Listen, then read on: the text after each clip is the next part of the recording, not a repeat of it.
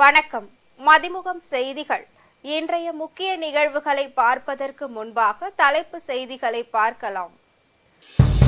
சிதம்பரம் நடராஜர் கோவிலுக்கு சொந்தமான 2000 ஏக்கர் நிலம் விற்பனை.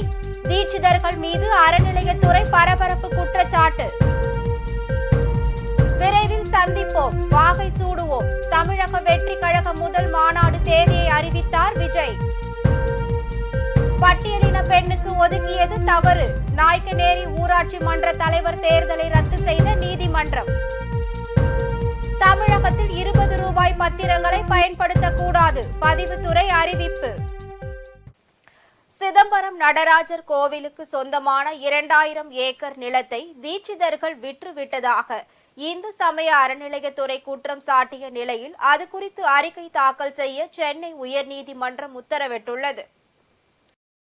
சிதம்பரம் கோவில் நிர்வாகம் 2014ஆம் ஆண்டு வரை தமிழ்நாடு அரசின் இந்து சமய அறநிலையத்துறை கட்டுப்பாட்டில் இருந்தது.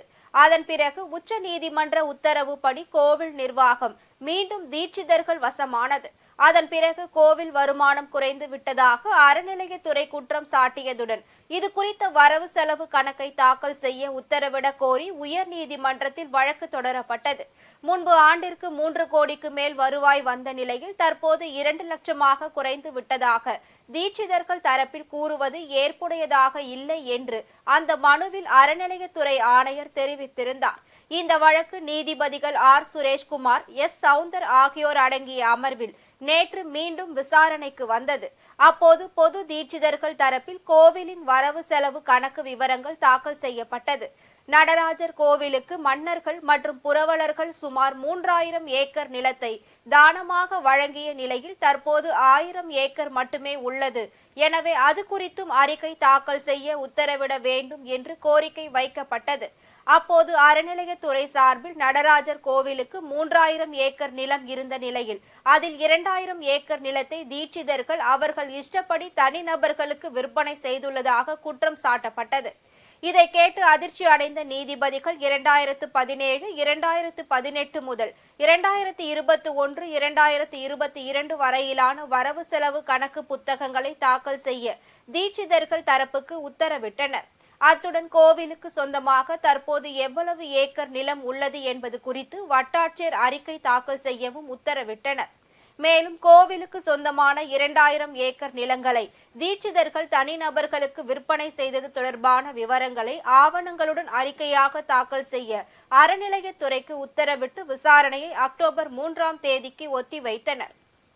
தமிழக வெற்றி கழகத்தின் மாநாடு அக்டோபர் 27ஆம் தேதி நடைபெறும் என்று நடிகர் விஜய் வியாழக்கிழமை அறிவித்துள்ளார்.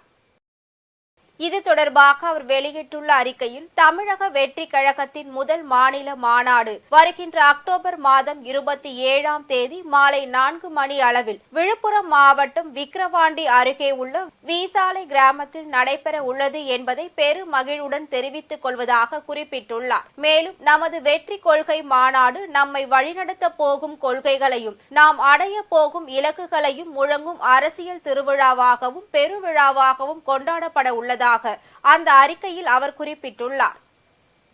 திருப்பத்தூர் மாவட்டம் நாயக்கநேரி ஊராட்சி மன்ற தலைவர் பதவியை பட்டியலின பெண்ணுக்கு ஒதுக்கி பிறப்பித்த அரசாணையை ரத்து செய்த சென்னை உயர்நீதிமன்றம் ஊராட்சி மன்ற தலைவராக பட்டியலின பெண் தேர்வு செய்யப்பட்டதையும் ரத்து செய்து உத்தரவிட்டுள்ளது. திருப்பத்தூர் மாவட்டம் மாதனூர் ஒன்றியம் நாயக்கநேரி ஊராட்சி மன்ற தலைவர் பதவி பட்டியலின பெண்ணுக்கு ஒதுக்கப்பட்டதை எதிர்த்து ஊராட்சி மன்ற முன்னாள் தலைவர் சிவக்குமாரும் முன்னாள் வார்டு உறுப்பினர் செல்வராஜும் சென்னை உயர்நீதிமன்றத்தில் வழக்கு தாக்கல் செய்திருந்தனர். அவர்கள் தங்கள் மனுவில் பட்டியலினத்தை சேர்ந்த ஒரு குடும்பம் கூட தங்கள் கிராமத்தில் இல்லாத நிலையில் ஊராட்சி தலைவர் பதவி பட்டியலின பெண்ணுக்கு ஒதுக்கப்பட்டுள்ளது என தெரிவித்துள்ளனர். இந்த வழக்கில் தீர்ப்பளித்த நீதிபதி ஜி.கே. இளந்திரையன் நாயக்கநேரி ஊராட்சி மன்ற தலைவர் பதவியை பட்டியலின பெண்ணுக்கு ஒதுக்கி பிறப்பித்த அரசாணையை ரத்து செய்தும் ஊராட்சி மன்ற தலைவராக பட்டியலின பெண் தேர்வு செய்யப்பட்டதை ரத்து செய்தும் உத்தரவிட்டார்.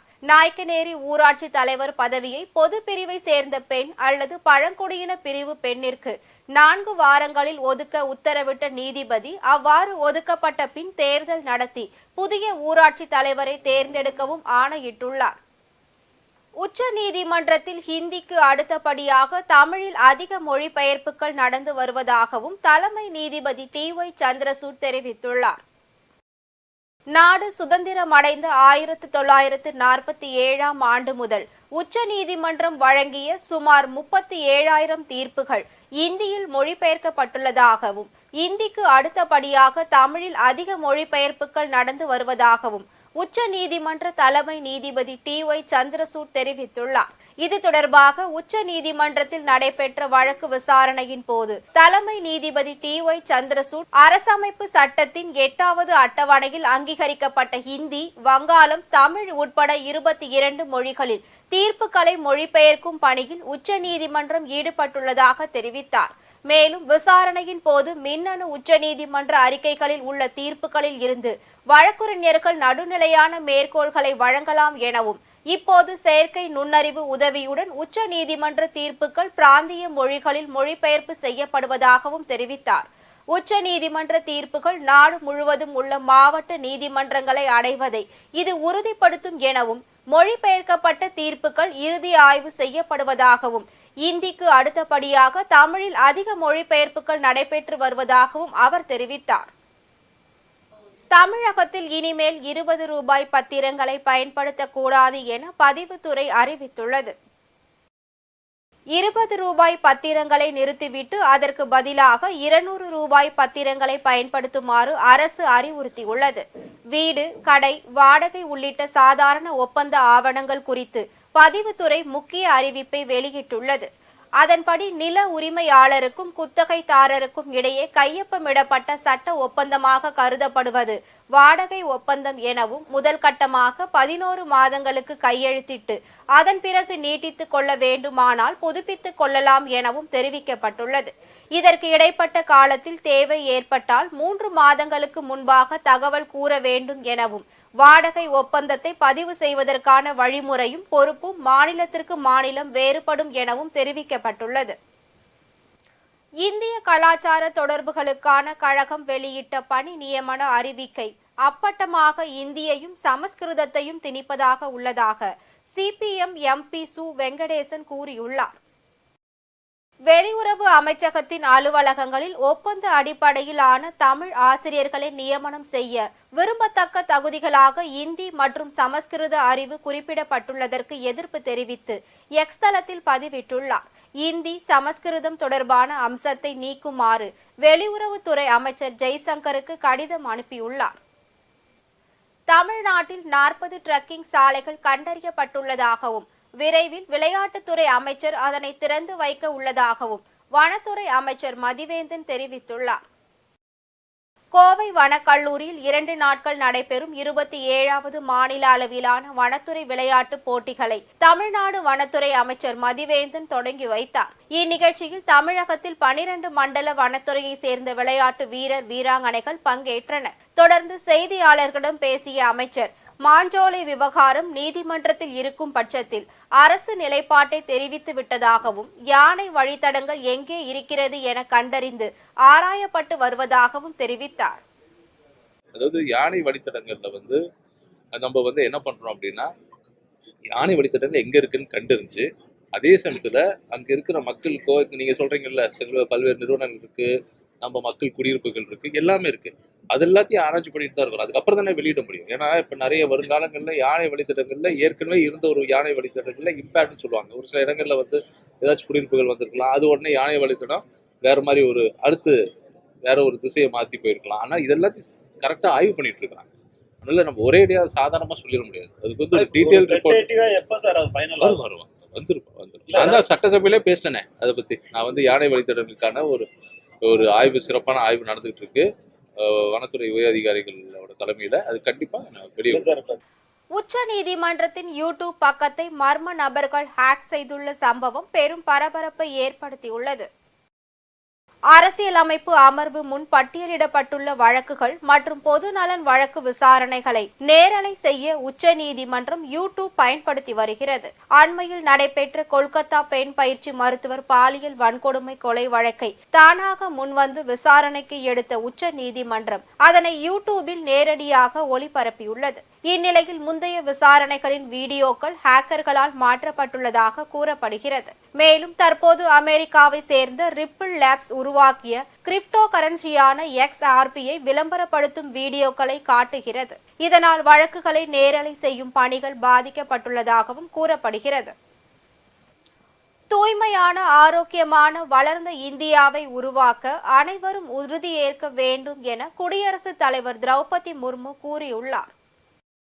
மத்திய பிரதேச மாநிலம் உஜ்ஜைனில் நடைபெற்ற துப்புரவு பணியாளர் மாநாட்டில் குடியரசுத் தலைவர் திரௌபதி முர்மு கலந்து கொண்டு சிறப்புரையாற்றினார். நமது துப்புரவு பணி நண்பர்கள் முன்வரிசை தூய்மை போராளிகள் என்றும், நோய்கள், அழுக்கு மற்றும் சுகாதார அபாயங்களில் இருந்து நம்மை பாதுகாக்கின்றனர் என்றும் கூறினார். திறந்த வெளியில் மலம் கழிக்கும் பழக்கம் இல்லாத நிலையை பராமரிக்கும் அதே வேளையில் திட மற்றும் திரவ கழிவு மேலாண்மையில் தேசிய இலக்குகளை அடைய வேண்டும் என்றார். தூய்மை இந்தியா இயக்கத்தை ஒவ்வொரு கிராமத்திலும் ஒவ்வொரு தெருவிலும் முன்னெடுத்து செல்லவும், இந்த இயக்கத்திற்காக உடல் உழைப்பு வழங்கவும் குடிமக்கள் அனைவரும் முன்வருவார்கள் என்று நம்பிக்கை தெரிவித்தார். தூய்மையான இந்தியா, ஆரோக்கியமான இந்தியா மற்றும் வளர்ந்த இந்தியாவை உருவாக்க அனைவரும் உறுதியேற்க வேண்டும் என்று வலியுறுத்தினார். நக்சல்களின் வழித்தடத்தை மோடி அரசு அழித்து விட்டதாக உள்துறை அமைச்சர் அமித்ஷா தெரிவித்துள்ளார்.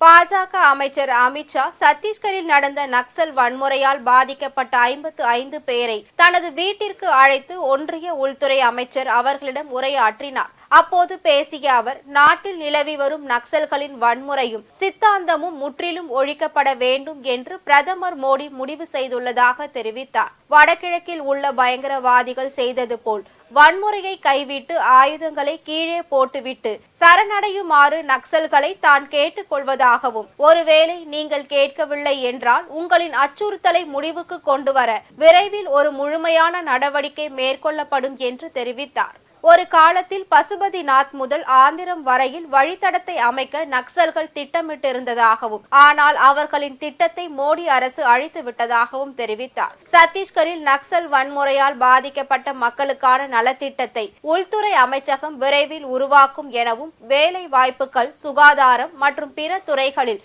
எங்களால் முடிந்தவரை உங்களுக்கு உதவுவோம் என்றும் அமித்ஷா தெரிவித்துள்ளார். தமிழக மீனவர்களுக்கு இலங்கை அரசு மொட்டை அடித்த விவகாரத்தில் இந்தியாவில் உள்ள இலங்கை தூதரை அழைத்து இந்திய அரசு கண்டனம் தெரிவிக்க வேண்டும் என மனிதநேய ஜனநாயக கட்சித் தலைவர் தமிமுன் அன்சாரி வலியுறுத்தியுள்ளார். திருச்சியில் செய்தியாளர்களிடம் பேசிய தமிமுன் அன்சாரி, துணை முதல்வர் பதவிக்கான தகுதி உதயநிதிக்கு உள்ளது என்று நம்புவதாகவும், கடந்த 3 ஆண்டு கால ஆட்சியில் அறநிலையத்துறை அமைச்சர் சேகர் பாபு 6000 கோடி மதிப்புள்ள சொத்துக்களை மீட்டெடுத்தது வரவேற்கத்தக்கது என்று பேசினார். ராஜீவ்காந்தி அவர்களுக்கு இந்திரா காந்தி அவர் இறந்த பிறகு பிரதமர் பதவியை காங்கிரஸ் கட்சி வழங்கவில்லையா? ஒரு கட்சிக்கு, அந்த கட்சி ஆட்சியில் இருக்கும்போது அந்த கட்சிக்கு யார் முதல்வராக தேர்ந்தெடுக்கப்பட வேண்டும், யார் துணை முதல்வராக தேர்ந்தெடுக்கப்படும் என்ற உரிமை அந்த கட்சிக்கு தான் இருக்கிறது. இப்போ திராவிட முன்னேற்ற கழகத்துடைய தலைமை ஒரு முடிவெடுத்து துணை முதல்வரை பரிந்துரைத்தால் அதை யாரும் விமர்சிக்க முடியாது. அது அந்த கட்சியுடைய உள்விவகாரம். அடுத்ததாக திரு விளையாட்டுத்துறை அமைச்சர் உதயநிதி அவர்கள் சமீப காலமாகவே அவருடைய செயல்பாடுகள் பாராட்டத்தக்க வகையில் தான் இருக்குது. இப்போ முதல் முறையாக நம்முடைய தமிழ்நாட்டில் வந்து அந்த கார் ரேஸ் போட்டியை நடத்தினார். சுற்றுலா வளர்ச்சியை முன்னிறுத்தி நடத்தப்பட்ட ஒரு விஷயம். அதன் மூலமாக ஒரு விளம்பரம் தமிழ்நாட்டில் கிடைக்கிறது, ஒரு கவன ஈர்ப்பு கிடைக்கிறது. இப்படிப்பட்ட தன்னுடைய துறையும் அவர் வெற்றிகரமாக செயல்படுத்தி தான் கொண்டிருக்கிறார். அதனால ஒரு இளைஞர் என்ற அடிப்படையில் அந்த கட்சி அதை முடிவு செய்தால் அதை யாரும் குறை கூற முடியாது. என்னை பொறுத்தவரை அந்த தகுதி அவருக்கு இருப்பதாகத்தான் நாங்கள் கருதுகின்றோம். அப்படி ஒரு முடிவை திராவிட முன்னேற்ற கழகம் எடுக்குமேயானால் நாங்கள் அதை வாழ்த்தி வரவேற்கிறோம். திருப்பூர் அருகே ஆய்வின் போது வாலிபால் விளையாட்டு விளையாடி தோற்றதால் மாணவர்களுடன் சேர்ந்து மாவட்ட ஆட்சியர் தண்டால் எடுத்த காட்சி சிரிப்பலையை ஏற்படுத்தியது. திருப்பூர் மாவட்டம் பல்லடம் மற்றும் அதன் சுற்றுவட்டார பகுதிகளில் மாவட்ட ஆட்சியர் கிறிஸ்துராஜ் நேரில் ஆய்வு மேற்கொண்டார். அதேபோல் பல்லடம் வட்டாட்சியர் அலுவலகத்தில் பொதுமக்களின் கோரிக்கை மனுக்களை பெற்று அதற்கு உரிய நடவடிக்கை எடுக்கப்படும் என உறுதியளித்தார். இதனிடையே அப்பகுதியில் உள்ள அரசு மாணவர் விடுதியில் ஆய்வு மேற்கொண்ட அவர் அங்கிருந்த மாணவர்களுடன் வாலிபால் விளையாட்டு விளையாடினார். அப்போது அவர் எந்த அணி தோற்கிறதோ அந்த அணியை சேர்ந்த நபர்கள் 10 தண்டால் எடுக்க வேண்டும் என தெரிவித்ததை அடுத்து அவர் விளையாடிய அணி தோல்வி அடைந்ததால் மாவட்ட ஆட்சியர் உட்பட அணியை சேர்ந்த நபர்கள் 10 முறை தண்டால் எடுத்தனர். அரியலூரில் சிறுமியை பாலியல் பலாத்காரம் செய்த நபரை காவல்துறையினர் போக்சோ சட்டத்தின் கீழ் கைது செய்தனர். அரியலூர் மாவட்டம் உடையார்பாளையம் வடக்கு தெருவை சேர்ந்த அரவிந்தன் கோபு என்பவருக்கு திருமணமான நிலையில் இவர் 17 வயதுடைய சிறுமியை கடந்த சில தினங்களாக காதலித்து வந்ததாக கூறப்படுகிறது. இந்நிலையில் சிறுமியின் வீட்டில் யாரும் இல்லாத நேரத்தில் சிறுமியிடம் ஆசை வார்த்தை கூறி தனது வீட்டிற்கு அழைத்து சென்று பாலியல் பலாத்காரம் செய்துள்ளார். இதனைத் தொடர்ந்து சிறுமி பெற்றோர்களிடம் தெரிவித்ததை அடுத்து ஜெயங்கொண்டம் அனைத்து மகளிர் காவல் நிலையத்தில் புகார் அளித்தனர். இந்த புகாரின் பேரில் உடையார்பாளையம் காவல்துறையினர் அரவிந்தன் கோபு மீது போக்சோ சட்டத்தின் கீழ் வழக்கு பதிவு செய்து சிறையில் அடைத்தனர். ஆந்திர மாநில இளம்பெண் திருவண்ணாமலை விடுதியில் தற்கொலை செய்து கொண்ட சம்பவம் பெரும் பரபரப்பை ஏற்படுத்தியுள்ளது. திருவண்ணாமலை ஆனைக்கட்டி தெருவில் உள்ள சிவகாசி இந்து நாடார் விடுதியில் உள்ள ஒரு அறையில் நாள் முழுவதும் திறக்கப்படாததால் சந்தேகம் அடைந்த விடுதி ஊழியர்கள் காவல் நிலையத்திற்கு தகவல் கொடுத்தனர். அதனைத் தொடர்ந்து விரைந்து வந்த காவல்துறையினர் கதவை திறந்து பார்த்தபோது தூக்கில் இளம்பெண் சடலமாக இருந்துள்ளார். இந்த சம்பவம் தொடர்பாக காவல்துறையினர் நடத்திய முதற்கட்ட விசாரணையில் அந்த பெண் ஆந்திர மாநிலம் குண்டூரை சேர்ந்த 27 வயதாகும் மோனிகா என்பது தெரிய வந்துள்ளது. மேலும் அந்த இளம்பெண் எதற்காக தூக்கிட்டு தற்கொலை செய்து கொண்டார் என்பது குறித்து திருவண்ணாமலை நகர காவல்துறையினர் வழக்கு பதிவு செய்து விசாரணை மேற்கொண்டு வருகின்றனர். பொன்னேரியில் பிரபல தனியார் பிரியாணி கடையில் பிரியாணி உட்கொண்ட 10க்கும் மேற்பட்டோருக்கு உடல்நலக்குறைவு ஏற்பட்டுள்ளது.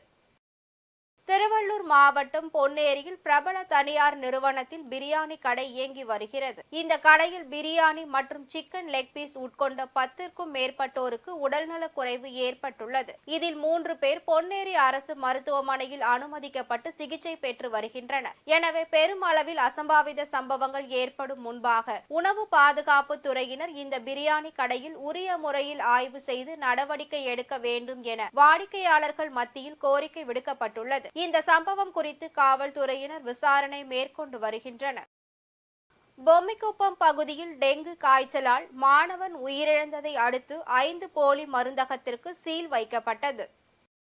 திருப்பத்தூர் மாவட்டம் பொம்மிக்குப்பம் பகுதியை சேர்ந்த கவியரசு என்ற சிறுவனுக்கு காய்ச்சல் காரணமாக அருகில் உள்ள சபரி மருந்தகத்தில் மருத்துவம் பார்த்துள்ளனர். இந்நிலையில் டெங்கு காய்ச்சலால் பாதிக்கப்பட்ட சிறுவன் மேல் சிகிச்சைக்காக தர்மபுரி அரசு மருத்துவமனையில் அனுமதிக்கப்பட்ட நிலையில் சிகிச்சை பலனின்றி உயிரிழந்தார். இந்த சம்பவம் அறிந்த மருத்துவம் மற்றும் ஊரக நலப்பணிகள் இணை இயக்குநர் கண்ணகி பொம்மிக்குப்பம் பகுதியில் திடீர் ஆய்வு மேற்கொண்டார். அப்போது மருத்துவம் பார்க்காமல் பிரகாசம் என்பவருக்கு சொந்தமான சபரி மருந்தகம் உட்பட 5 மருந்தகத்திற்கு சீல் வைக்கப்பட்டது. மேலும் போலி மருத்துவம் பார்த்த 4 பேர் தப்பி ஓடிய நிலையில் நந்தினி என்ற பெண்ணை மட்டும் காவல்துறையினர் கைது செய்தனர். திருப்பத்தூர் மாவட்டம் அருகே நண்பனின் 2 ஆண் குழந்தைகளை கொலை செய்தது பெரும் சோகத்தை ஏற்படுத்தியுள்ளது. திருப்பத்தூர் மாவட்டம் ஆம்பூர் அடுத்த மாதனூர் பகுதியை சேர்ந்தவர் யுவராஜ். இவருக்கு தர்ஷன் மற்றும் யோகித் என 2 ஆண் குழந்தைகள் உள்ள நிலையில் யுவராஜின் நண்பரான வசந்த் என்பவர் 2 குழந்தைகளையும் கடைக்கு அழைத்து செல்வதாக கூறி அழைத்து சென்றுள்ளார். அதனைத் தொடர்ந்து இரவு வெகு நேரம் ஆகியும் வசந்த் மற்றும் 2 குழந்தைகள் வீடு திரும்பாததால் பெற்றோர் உடனடியாக இது குறித்து ஆம்பூர் கிராமிய காவல் நிலையத்தில் புகார் அளித்துள்ளனர். புகாரின் பேரில் காவல்துறையினர் விசாரணை மேற்கொண்ட போது காணாமல் போன 2 குழந்தைகளும் வேலூர் மாவட்டம் அடுத்த ஏரிப்பட்டி செக்காத்தம்மன் கோவிலின் பின்புறம் சடலமாக இருப்பதாக காவல்துறையினருக்கு தகவல் கிடைத்தது. தகவலின் பெயரில் சம்பவ இடத்திற்கு விரைந்து சென்ற 2 குழந்தைகளின் உடலை மீட்டு பிரேத பரிசோதனைக்காக வேலூர் அரசு மருத்துவமனைக்கு அனுப்பி வைத்தனர். அதனைத் தொடர்ந்து வசந்த் என்பவரையும் கைது செய்து விசாரணை மேற்கொண்டு வருகின்றனர். திருவண்ணாமலை மாவட்டம் அருகே மூதாட்டியை கொலை செய்த சம்பவம் பெரும் சோகத்தை ஏற்படுத்தியுள்ளது. திருவண்ணாமலை மாவட்டம் ஆரணி அடுத்த கண்ணமங்கலம் அருகே கொளத்தூர் கிராமத்தில் உள்ள பெரிய ஏரியில் அடையாளம் தெரியாத பெண் மூதாட்டி கழுத்து அறுத்து கொடூரமான முறையில் படுகொலை செய்யப்பட்டுள்ளதாக அப்பகுதியில் மாடு மேய்ப்பவர்கள் கண்ணமங்கலம் காவல்துறையினருக்கு தகவல் கொடுத்துள்ளனர். தகவல் அறிந்தவுடன் சம்பவ இடத்திற்கு விரைந்து வந்த காவல்துறையினர் படுகொலை செய்யப்பட்ட பெண்ணின் சடலத்தை மீட்டு பிரேத பரிசோதனைக்கு வேலூர் அரசு மருத்துவமனைக்கு அனுப்பி வைத்தனர். இந்த சம்பவம் குறித்து காவல்துறையினர் முதற்கட்ட விசாரணையில் அவர் சென்னையை சேர்ந்தவர் என தெரிய வந்துள்ளது. மேலும் பல்வேறு கோணங்களில் விசாரணையும் மேற்கொண்டு வருகின்றனர். திருவண்ணாமலையில் கருப்பு வில்லைகள் அணிந்து கிராம நிர்வாக அலுவலர்கள் கண்டன ஆர்ப்பாட்டத்தில் ஈடுபட்டனர். தமிழ்நாடு அனைத்து கிராம நிர்வாக அலுவலர் சங்கங்களின் கூட்டமைப்பு சார்பில் திருவண்ணாமலை வருவாய் கோட்டாட்சியர் அலுவலகம் முன்பு கோட்ட செயலாளர் பழனி தலைமையில் டிஜிட்டல் கிராப் சர்வே பணியை புறக்கணித்து கருப்பு பேட்ஜ் அணிந்து கண்டன ஆர்ப்பாட்டத்தில் ஈடுபட்டனர். மேலும் அண்டை மாநிலங்கள் சிறப்பு பணியாளர்களை நியமித்தும் அரசே ஊதியம் அளித்தும் டிஜிட்டல் கிராப் சர்வே பணியை மேற்கொண்டு வரும் நிலையில் தமிழ்நாட்டில் மட்டுமே கிராம நிர்வாக அலுவலர்களது சொந்த செலவில் உள்ளூர் பணியாளர்களை நியமித்துக் கொள்ளும் அவல நிலை தொடர்வதாக கிராம நிர்வாக அலுவலர்கள் குற்றம் சாட்டியுள்ளனர். எனவே டிஜிட்டல் கிராப் சர்வே பணியை முற்றிலுமாக புறக்கணிப்பதாக தெரிவித்து கண்டன முழக்கங்கள் எழுப்பியுள்ளனர். இன்றைய தங்கம் வெள்ளி விலை வழங்குவோர் அட்டிகா கோல்ட் கம்பெனி. சென்னையில் ஆபரண தங்கத்தின் விலை சவரனுக்கு 480 ரூபாய் உயர்ந்து 55,080 ரூபாய்க்கு விற்பனை செய்யப்படுகிறது. சர்வதேச பொருளாதார அடிப்படையில் தினசரி தங்கம் விலையில் மாற்றம் ஏற்படுகிறது. அதன்படி சென்னையில் ஆபரண தங்கத்தின் விலை சவரனுக்கு 480 ரூபாய் உயர்ந்து 55,080 ரூபாய்க்கும், கிராமிற்கு 60 ரூபாய் உயர்ந்து 6,885 ரூபாய்க்கும் விற்பனை செய்யப்படுகிறது. அதேபோல் வெள்ளியின் விலை கிராமிற்கு ரூபாய் 50 காசுகள் அதிகரித்து 97 ரூபாய் 50 காசுகளுக்கும், கிலோவிற்கு 1,500 ரூபாய் அதிகரித்து 97,500 ரூபாய்க்கும் விற்பனை செய்யப்படுகிறது. 3 நாட்களுக்கு பிறகு தங்கம் விலை ஒரே நாளில் சவரனுக்கு 480 அதிகரித்துள்ளதால் நகை பிரியர்கள் அதிர்ச்சி அடைந்துள்ளனர். இந்தியாவிற்கு வெளியே மிக நீண்ட காலமாக நடத்தப்படும் உலகளாவிய மிஸ் இந்தியா போட்டியில் துருவி படேல் வெற்றி பெற்றுள்ளார். இந்தியாவிற்கு வெளியில் வசிக்கும் இந்தியர்களுக்கான உலக அளவிலான 2024 மிஸ் இந்தியா போட்டி நடைபெற்றது. இந்த அழகு போட்டிகள் நியூயார்க்கில் உள்ள இந்திய விழாக்குழு சார்பில் நடத்தப்பட்டது. அந்த அழகு போட்டி திருவிழா 31வது போட்டியாகும் என்பது குறிப்பிடத்தக்கது. இதில் அமெரிக்காவில் வசித்து வரும் கம்ப்யூட்டர் தகவல் சிஸ்டம் மாணவி துருவி படேல் பட்டம் வென்றார். சுரினாமில் இருந்து கலந்து கொண்ட லிசா அப்தியோல் ஹாக் 2வது இடம் பிடித்தார். நெதர்லாந்தில் இருந்து வந்த மாலவிகா சர்மா 3வது இடம் பிடித்தார். முதல் இடம் பிடித்த துருவி படேல் பாலிவுட் நடிகையாக வேண்டும், யூனிசெஃப் தூதராக வேண்டும் என தனது ஆசைகளை வெளிப்படுத்தினார். மீண்டும் தலைப்பு செய்திகள். சிதம்பரம் நடராஜர் கோவிலுக்கு சொந்தமான 2000 ஏக்கர் நிலம் விற்பனை. தீட்சிதர்கள் மீது அறநிலையத்துறை பரபரப்பு குற்றச்சாட்டு. விரைவில் சந்திப்போம், வாகை சூடுவோம். தமிழக வெற்றி கழக முதல் மாநாடு தேதியை அறிவித்தார் விஜய். பட்டியலின பெண்ணுக்கு ஒதுக்கியது தவறு.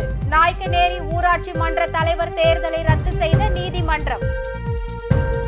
தமிழகத்தில் 20 ரூபாய் பத்திரங்களை பயன்படுத்தக்கூடாது, பதிவுத்துறை அறிவிப்பு. இத்துடன் செய்திகள் நிறைவடைந்தன. மீண்டும் செய்திகள் இரவு 8 மணிக்கு.